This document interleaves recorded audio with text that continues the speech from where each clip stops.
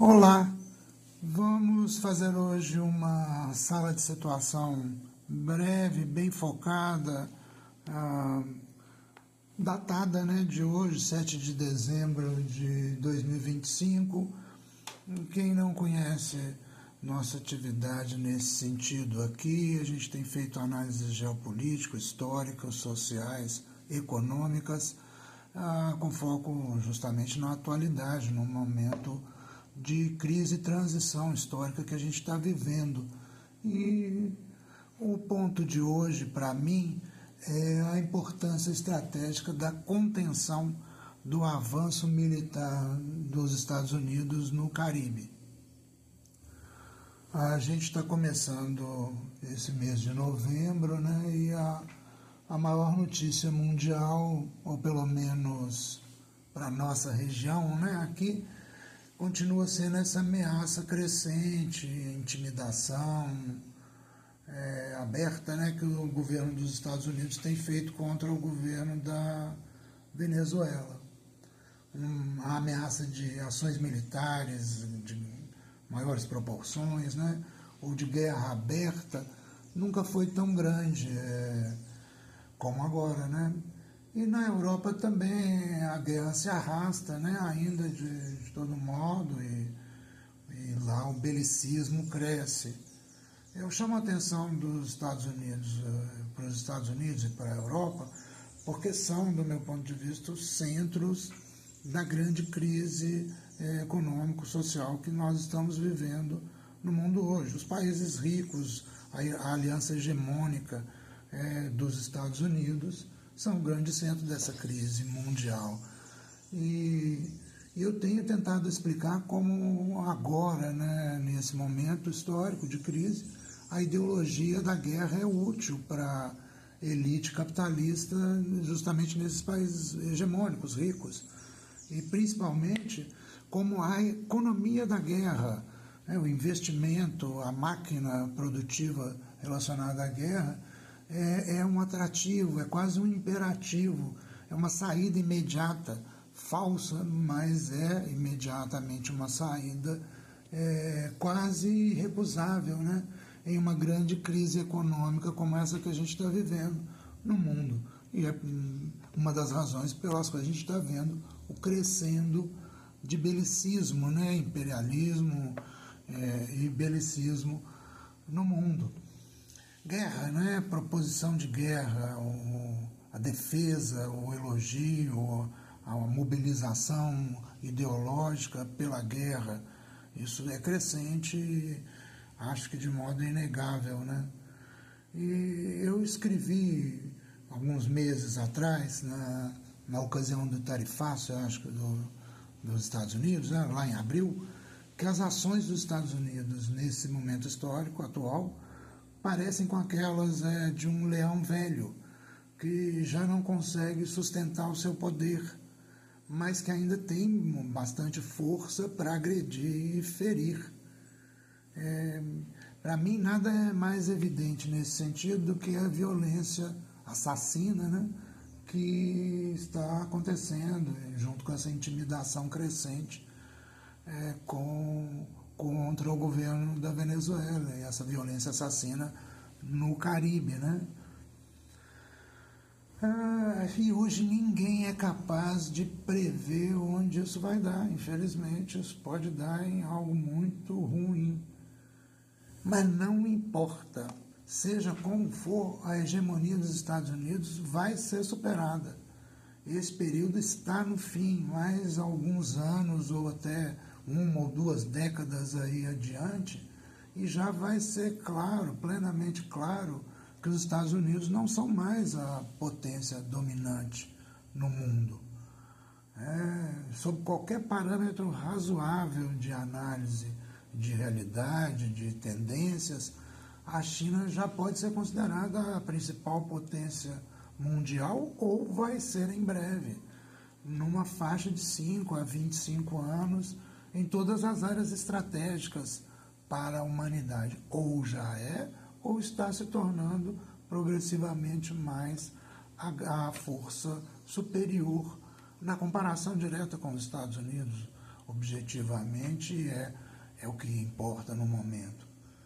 E o que é mais impressionante, o que mais marcante, mais significativo, é que essa troca de hegemonia monumental, né, no mundo, não é o fator principal, não é o drive, a força principal nesse momento histórico, não.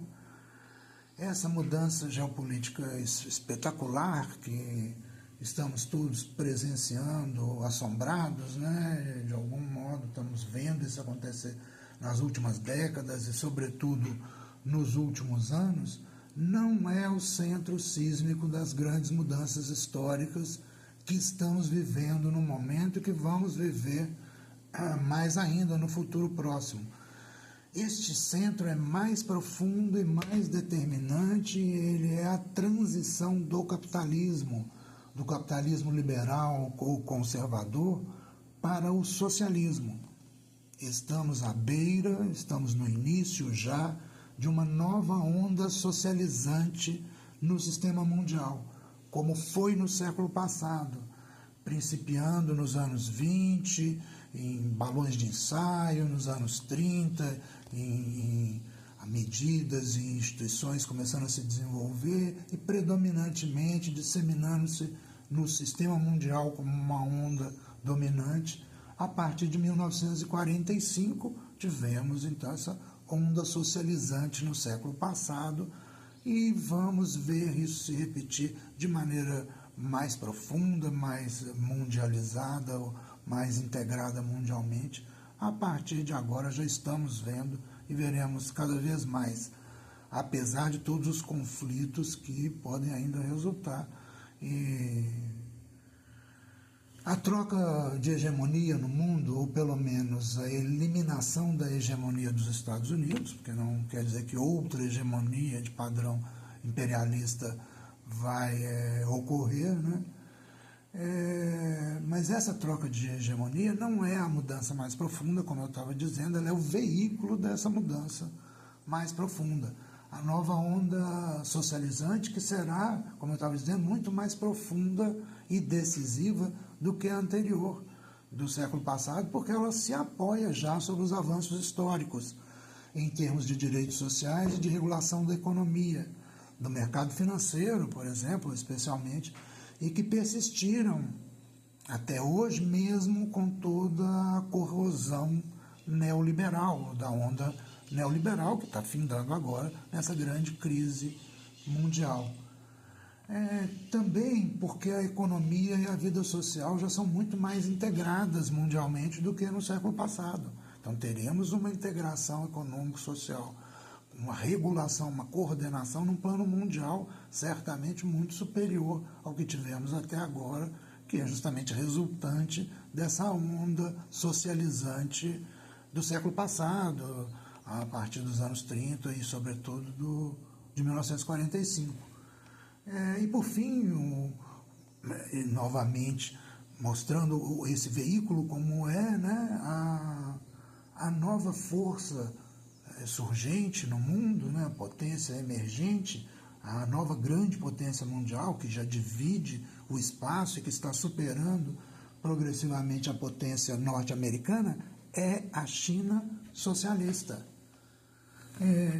Isso são fatores que me levam a crer com certeza, ou com muita segurança, que a nova onda socializante será mais intensa, mais decisiva do que a do século passado. A minha racionalidade leva a isso, né? Bom, o governo brasileiro nós estamos aqui no quintal, né, da hegemonia americana. A gente tem que lidar com essa hegemonia, com o poderio dos Estados Unidos e agora nesse momento extremo de imposição de força justamente aqui no nosso subcontinente, dentro de um momento que ainda é de ascensão das forças fascistas, das forças imperialistas e belicistas no mundo. É andar em gelo muito fino, né, a condição desse momento. Talvez dê certo tentar amansar o leão, para evitar o ataque. Mas todo mundo sabe que amansar um leão agressivo é para muito poucos e tem grandes chances de acabar dando muito errado, né? O Trump, se conseguir derrubar o governo da Venezuela, vai se impor mais contra toda a América do Sul, inclusive nós aqui no Brasil, por maior que seja a capacidade do Lula de amansar leões. É isso aí.